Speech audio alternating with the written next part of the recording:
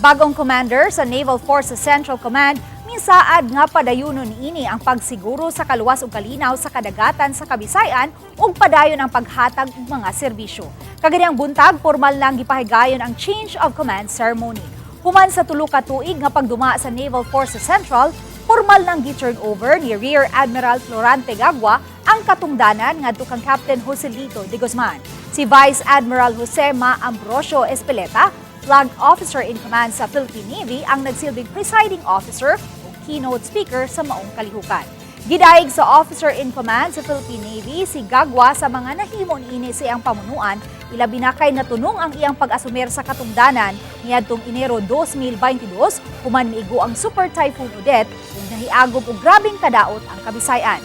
Ang Philippine Navy niadtong higayuna ang usa sa mga gitahasan sa paghatod sa mga hinabang sa nagkalain-laing mga dapit sa Kabisay-an, lakip na ang mga individual nga na-stranded. Butang nga dobling kalisod alang sa mga taga Naval Forces kay mismo ang ilang headquarters nang gusbat usab ug walay kuryente ug tubig. Sa pagbiya ni Rear Admiral Gagua sa katungdanan, miasumir na usab siya isip commander sa Naval Installation Command. Samtang si Captain de Guzman nga mao'y bag-ong commander sa Naval Forces Central, nagsilbing Fleet Inspector General sa headquarters sa Philippine Fleet. The challenges ahead are formidable, but I am certain that with your experiences, Naval Forces Central will continue to excel on its mission to protect and defend our maritime domain in this area.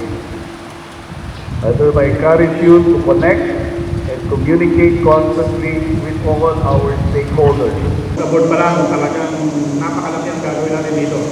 But through your cooperation, yung team family of Naval Forces and higher headquarters, we were able to reconstitute or reallocate this naval base at the same time support the requirements of our Italian population, especially the people of Cebu. It is with great honor that I stand before you today as the responsibility and authority from highly capable commanders will be entrusted down unto me. I stand here with a heart full of gratitude